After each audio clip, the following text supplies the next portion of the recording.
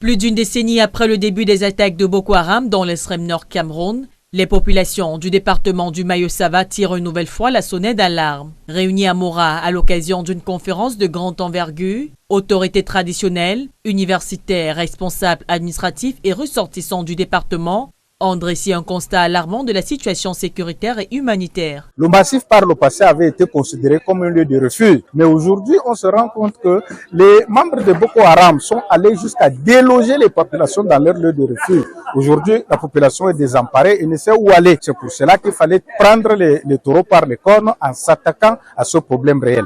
Alors, les populations du massif aujourd'hui sont traumatisées, vivent dans une psychose totale. Au moment où il faut quitter chaque soir à partir de 18 h la plaine, aller sur la montagne et même sur la montagne, aller plus haut au sommet. Au cœur des préoccupations, un territoire profondément marqué par les violences, des villages désertés, des familles déplacées à plusieurs reprises et une population qui vit dans une peur permanente. Les populations de Makulae et des massifs en général vont mal. Plusieurs villages désertés, plusieurs villages pillés. Les populations ne savent plus à quel sens se vouer. Parties pour Garoua, Maroua, Yaoundé et même ici à Mora, elles sont poursuivies. D'où l'intérêt vraiment de cette réflexion. Au terme des échanges, plusieurs pistes ont été avancées pour renforcer la protection des populations et améliorer la réponse sécuritaire dans cette partie du pays. Que les populations du massif s'impliquent davantage dans la préservation de leur propre sécurité. C'est pour ça que nous avons déjà les vigiles. Malheureusement, nos vigiles sont insuffisamment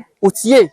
Une des solutions, c'est de soutenir, de donner les moyens, de donner les ressources d'abord à nos vigiles. Et puis, évidemment, les populations elles-mêmes doivent collaborer avec les éléments de nos forces de sécurité dans le renseignement. Au-delà des propositions formulées, cette rencontre se voulait surtout un appel à ne pas laisser sombrer tout un territoire.